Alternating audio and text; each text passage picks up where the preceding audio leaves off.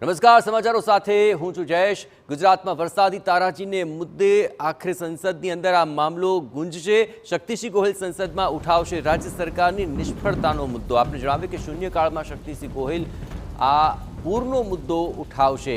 વરસાદી પાણીના નિકાલની કામગીરીમાં ભ્રષ્ટાચારનો આરોપ છે અને ખેડમાં વર્ષોથી પાણી ભરાતા હોવા છતાં નક્કર કામગીરી ન કરી। નવસારી, સોનગઢ, પોરબંદર, ખેડ અને દ્વારકામાં અકલ્પનીય તારાજી છે। સરકારે પુનર્વસન, બચાવ અને રાહતની કામગીરી કરી જ નથી। કેન્દ્રીય બજેટમાં પૂર મુદ્દે માત્ર બિહારનો જ ઉલ્લેખ કર્યો છે। ગુજરાતમાં વરસાદી નુકસાન માટે એક પણ રૂપિયો ફાળવ્યો નથી। અને આ સમગ્ર મામલે વધુ વિગતે વાત કરવા માટે જોડાઈ રહ્યા છે TV9 સંવાદદાતા નરેન્દ્ર રાઠોડ। નરેન્દ્ર, પૂર પર આખરે ભરપૂર રાજનીતિ થાય તેમાં એંધાણ વર્તાઈ રહ્યા છે। કયો એવો મુદ્દો છે અને કયા બાબતોને લઈને આ મુદ્દો ઉઠાવાશે? જી, અત્યારે સંસદની પ્રક્રિયા ચાલી રહી છે અને એમાં શક્તિસિંહ ગોહિલ આવતીકાલે રાજ્યસભામાં જે 0 અવર્સ છે એ અંગે એમને અગાઉ નોટિસ પાઠવી હતી અને એ ચર્ચા એટલે કે એમની જે નોટિસ છે એની પસંદગી થઈ છે અને એના જ કારણે આવતીકાલે જ્યારે સંસદની શરૂઆત થશે એમાં 0 અવર્સનો જે સમયગાળો છે એમાં શક્તિસિંહ ગોહિલ ગુજરાતમાં જે પૂર આવ્યા છે અને એના કારણે જે તારાજી સર્જાઈ છે એનો મુદ્દો ઉઠાવતા જોવા મળશે। મહત્વનું છે કે એમના દ્વારા અગાઉ પણ આક્ષેપ કરવામાં આવ્યા હતા અને એમાં પણ એમને કહ્યું હતું કે ગુજરાતમાં પણ અનેક વિસ્તારો એવા છે જેમ કે ખેડનો વિસ્તાર અથવા દક્ષિણ ગુજરાતના જે વિસ્તાર છે એ વિસ્તારોમાં વારંવાર પૂરના પાણીથી તારાજી સર્જાતી હોય છે।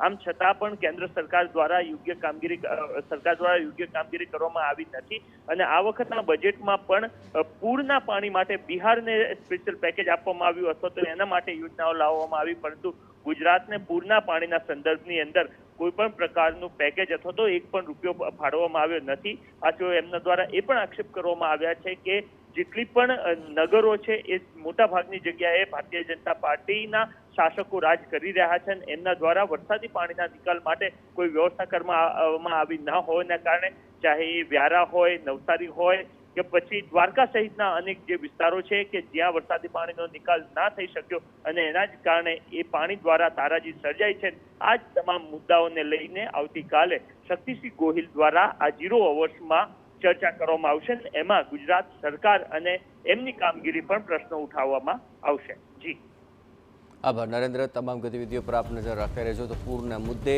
આ મુદ્દો ઉઠાવ્યા બાદ હવે શું તેને લઈને પ્રતિક્રિયાઓ આવે છે તે જાણવું મહત્વપૂર્ણ બની રહેશે। પણ ખેડમાં તારાજી પાછળ 3 મુખ્ય નદીઓ કારણભૂત છે, કારણ કે ભાદર, ઉબેણ અને ઓઝત નદીમાં ભારે માત્રામાં પાણી આવતા આ વિસ્તારની અંદર પાણી ફરી વળે છે। ખેડનો વિસ્તાર સમજવાની જરૂર છે, કારણ કે રકાબી જેવો આકાર છે અને તે સૌથી મોટું પરિબળ છે પાણી ભરાવાનું। ભાદર અને સહાયક નદીઓ નજીક જ ખેતરો આવેલા છે અને ત્યાં જળબંબાકારની પરિસ્થિતિ તેને કારણે સર્જાય છે। ખેડ પંથકમાં કુલ 107 જેટલા ગામોનો સમાવેશ થાય છે અને દર વર્ષે આ 107 ગામોની અંદર પાણીને લઈને સમસ્યા છે, પણ 40થી વધુ ગામો સૌથી વધુ પ્રભાવિત થતા હોય છે। દર વર્ષે ચોમાસામાં તારાજીની સ્થિતિના દ્રશ્યો સામે આવે છે, પરંતુ તેના ઉકેલની કોઈ કામગીરી નથી થઈ રહી। ખેડ પંથકના અનેક ગામો વરસાદી માહોલ દરમિયાન સંપર્ક વિહોણા જ રહે છે। એટલું જ નહીં, ખેતરોમાં ઊભો પાક પણ નષ્ટ થઈ જાય છે અને એટલું જ નહીં, આ સમગ્ર મામલે વારંવાર રજૂઆતો થઈ છે અને લોકોને જે નુકસાની થાય છે તે પણ પારાવાર હોય છે અને ખેડ નદીઓના વહેણને પહોળા કરવાની જરૂર છે। આ ઉપરાંત જે માંગ થઈ છે તેમાં પૂર રોકવા નદીઓની ઊંડાઈ પણ વધારવી જોઈએ તેવી માંગ પણ સતત ઉઠી છે।